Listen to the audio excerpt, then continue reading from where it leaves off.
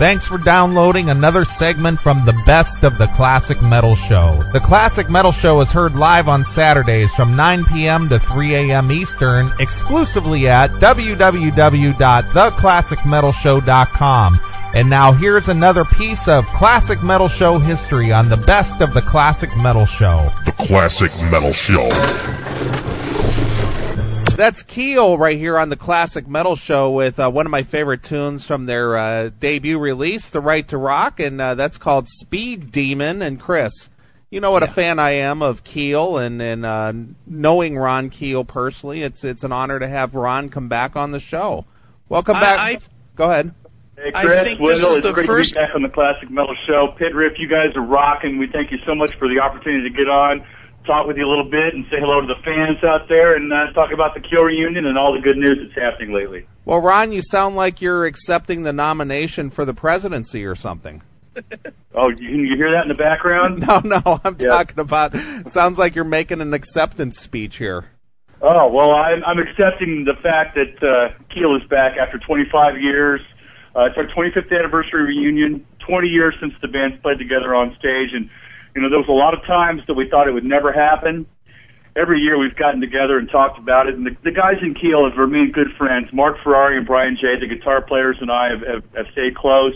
Dwayne Miller, our drummer, and you know, the core nucleus of guys there in that classic Keel lineup has remained good friends all these years. And we've talked about the reunion over and over again for the last few years, hoping that we could make it happen, but adamant that we wouldn't do it unless we could do it right. And now that opportunity is here, and we're excited to get back on stage next year for the first time in 20 years. Well, what makes this opportunity right, aside from it being your 20-year anniversary?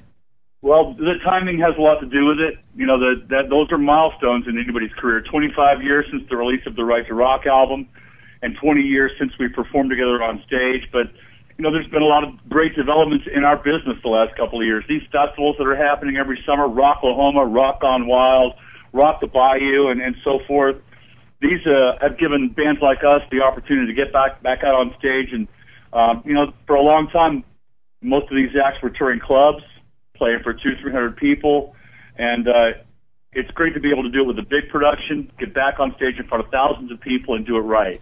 That, combined with the fact that we've got a great business team of people around us and behind us, starting with our agent, Sullivan Big at Big Time Inc., who is he's a very prominent agent in the business. He works with Great White and Kix and a lot of our contemporaries. He just happens to be a huge Keel fan, and he was very excited to be the driving force behind this reunion. Our PR company, Nancy Sale at VQPR, they've been wonderful to us. All the guys on the crew and everybody, we got a lot of support off the stage that has enabled us to make this happen and do it right this time.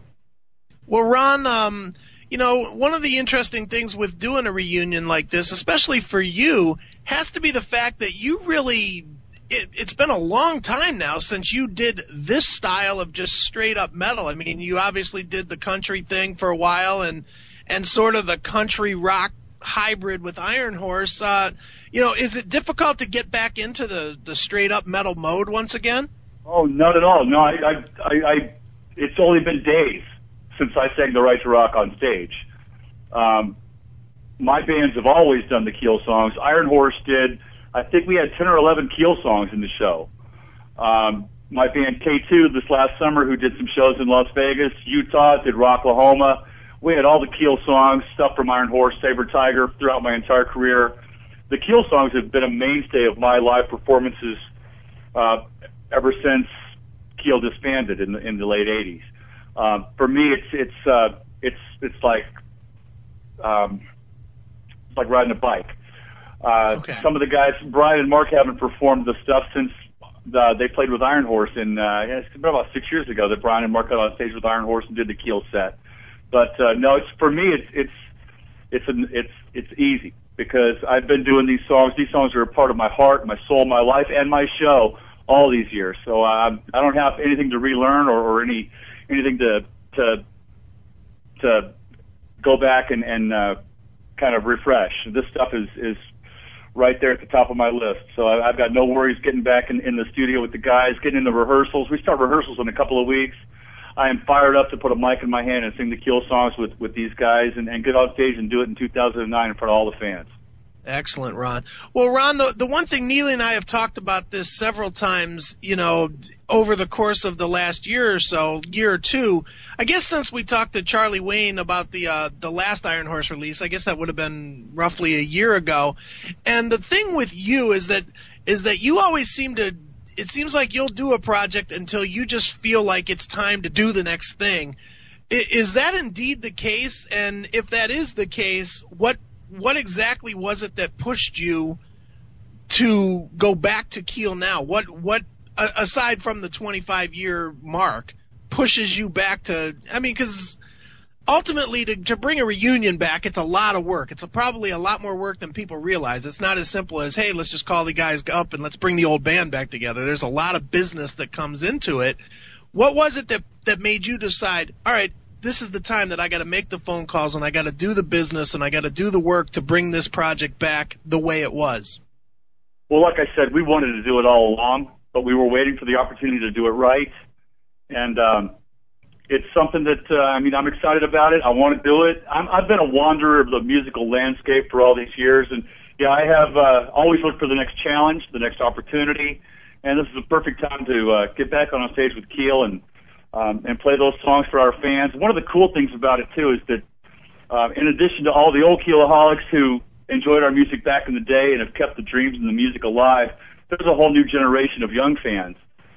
We're getting emails and messages from kids that are 12, 13, 14, 15 years old that are Keel fans. They started their own little MySpace Keel tributes, and they're excited to see the band, and they weren't even alive when we did our last gig. So this is the next challenge for me. It's another mountain to climb, another adventure, another wild ride on the story of my life. And I've had a great trip through the years, enjoying some great music, great friends, great fans, and this is just the next step. Well, Ron, we were kind of shocked when we learned that you left Iron Horse, because I know how proud you were of that band and how big of a deal it was for you. And we just received word one day, just out of the blue, Ron Keel just left Iron Horse, just like that. And we were just like, what the hell? And before you know it, you just kind of disappeared there for a while. And then next thing we hear, you're out in Las Vegas. I know you were in Ohio for a while and Tennessee, and now you're in Vegas. Why the wandering around? Are you just a natural vagabond? I guess that's my nature. And like I said, I've always looked for the next mountain to climb, the next challenge. Iron Horse was a wonderful experience for 6 years of my life. And I love that band. I love the music. The guys in the band are still great friends of mine, but I felt that we'd accomplished all that we could. At the point when I left, we just released Bring It On and tried our best to get that band over the hump. And it was time for me to move on and do something else, because I want to do it right. I felt like being in a long-distance band with the guys in Ohio and me being in Nashville was difficult to carry on that long-distance relationship. And I wish those guys all the best. Like I said, we're still best of friends. But I had to move on and pursue a dream. And I moved to Las Vegas to build an empire. Got Keel Entertainment here in Las Vegas, which is my production company. We manage, produce shows. We have our booking agency. We're managing some acts and building a business for myself, and just enjoying everything that the entertainment capital of the world has to offer. I'm back to the desert where I belong. And, I don't know where 2010 will find me. We'll probably get back on the air in a year and a half, and who knows where I'll be. But 2009 is the year of Keel. And I'm focused on this reunion and trying to make the best of this opportunity. And every effort that I have is going to be focused the next year on making the Keel reunion shows something that we'll all remember for the rest of our lives. Excellent, Ron. Well, we had received word from people that listen to the Classic Metal Show out in Las Vegas, and they said that they had caught you playing some solo gigs out in some, saloon-type bars and stuff out in the desert. Is that true?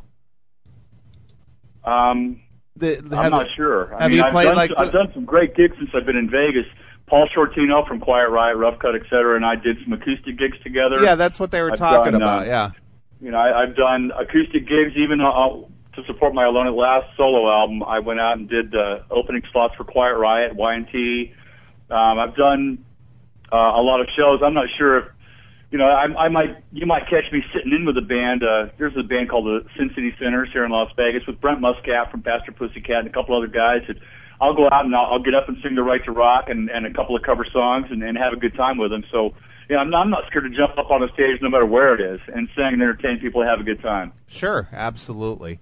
Well, that's cool. I mean, we being a friend, I consider you a friend.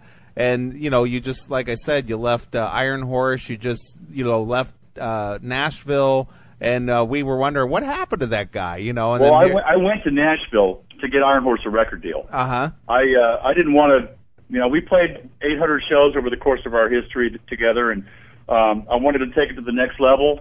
And if I couldn't do that, then it wasn't worth doing it at all. If I can't do it right, and I've got to go big or go home is my motto. Sure. So Iron Horse was, those guys had developed relationships, got married, had families, and I respect them and appreciate the fact that they were settled in Ohio and building a life and a family and marriages and stuff. But at that point, it wasn't conducive to us getting a record deal in Nashville. So I left Nashville because that's why I went there in the first place, was to get a deal for Iron Horse. That music is still very close to me and very dear to my heart. We did a reunion show in Plain City, just outside of Columbus here this summer. It was great to get the guys back together and play again. And some great memories, a lot of great people in Ohio that loved us and supported us and kept that band and that music alive. And I'm real proud of those times. It was great memories, but it was time to move on. Sure. Well, Ron, you mentioned how the business just wasn't, at that point, it wasn't conducive to getting a record deal for Iron Horse. At this point, looking at the business right now, is it conducive to get anybody a record deal for anything? Man, in terms of what we were trying to do with Iron Horse, yes, it was, because that was a band that was on the cutting edge. That was a band that had a unique sound, a unique style, blending country music and metal. And there are a lot of bands that are playing that type of music that are selling platinum albums, and we were very close to achieving that goal. At this point, now, probably not in terms of my career, but there's somebody getting a record deal every day. At this point in my life and my career, I'd like to do another Keel album. We're talking with a label right now. We have an offer on the table to do a reunion CD. If we can do it right and make a great sounding album of some new material and re-record some of our classic hits, we'd like to try and pursue that opportunity. But we'll take it one step at a time and make those announcements when they come. Sure. Well, Ron, I wanted to go back because I haven't had the chance to ever ask you this, but this is way, way back. I think actually before Keel really took off. But what is your story with Black Sabbath? I understand you were either auditioned for the band or were in the band for a minute, or what exactly is your relationship to Black Sabbath? That's 3 days that will live forever. I was actually in the band for 3 days. It's fairly well documented if you go to the websites and read the books that have been written about Black Sabbath's history. I was working with Spencer Proffer in Hollywood at the time. Spencer was contracted to record and produce the next Black Sabbath album. This is after Born Again, when Ian Gillan left the band. Okay. And I actually have a signed contract hanging on my office wall from Black Sabbath. I was in the band for 3 days, got to hang out with Tony and Geezer and have the initial meetings and kind of game planning our strategy and all that. But Spencer was trying to turn them into an 80s metal hair band, and they weren't having any of that. They wanted to be Black Sabbath, and rightfully so. I mean, who was Spencer to try and change Black Sabbath and try and make them an 80s metal hair band? They're one of the icons of the genre, a legendary act that certainly stands on their own, and they weren't in tune with Spencer's vision of what Black Sabbath should be, so they fired him, and my deal went south with that. But the cool thing about it is I still get to play Black Sabbath songs in my show because of that little 3-day period in time.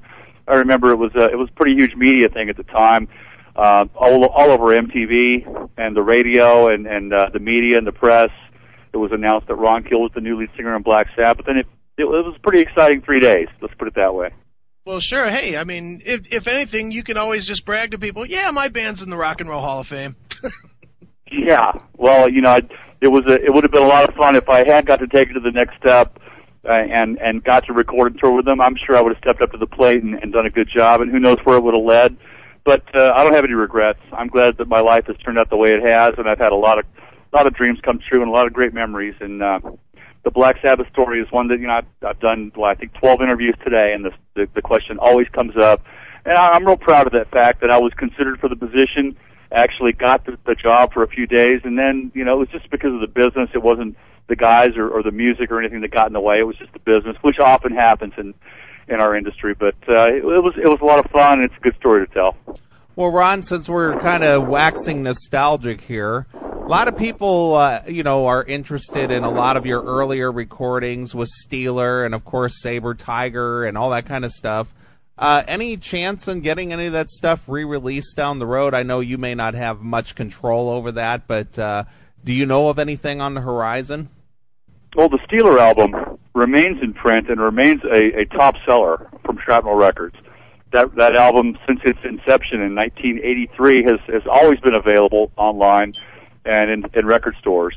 The Saber Tiger record was something I did that I'm extremely proud of. It's a great heavy metal album. It's about 10 years old now. It's kind of hard to find, but you know, we've re-released Lay Down the Law finally, which was an accomplishment for us this year. The debut album from Keel, which was recorded in 1984, just before we got our big record deal and did The Right to Rock with Gene Simmons producing. Lay Down the Law kind of got lost in the shuffle at that point and was never released on CD, but we finally got the master tapes out, remastered them, and the release sounds great. It came out a few months ago, and the sales are great, so I'm happy to see that one out there. It'd be nice to get the Keel catalog re-released. We're working hard to do that. I know that's something the fans would like to see happen. The Final Frontier and the self-titled album produced by Michael Wagner are two records that are in high demand and not readily available. So we'd love to see that happen. We're working hard to make it happen. If the powers that be at Universal will kind of put things together for us and hopefully get those out there for the reunion next year. Sure. Now, when it comes to, and I know this is really early in the game, but, you know, you mentioned all the great festivals that are happening here in the States, you know, such as Rocklahoma and Rockin' the Bayou and South Texas Jam and all that kind of stuff. Do you already have plans for, you know, making these festival rounds, and is that the extent of the U.S. Appearances for Keel, or are you planning like a full-scale tour, or is there anything you can tell us about that? Well, sure. Obviously, we're targeting the festivals. We've got some offers on the table, which are very exciting. It helps if the fans will go to those festival websites and hit them up on the blogs and the message boards and let them know that they want to see Keel. I'm seeing that happen already at like the Rock on Wild message board and so forth. Fans are clamoring for Keel, which feels really good to us. We're going to have a number of showcase dates. We're probably not going to get back in the bus and go out for months at a time and play smaller clubs, but we are going to do some nice showcase dates in Los Angeles. Our first show is January 31st in Hollywood at the Knitting Factory on Hollywood Boulevard. So it's pretty exciting to get Keel back to Hollywood for the first time in 20 years.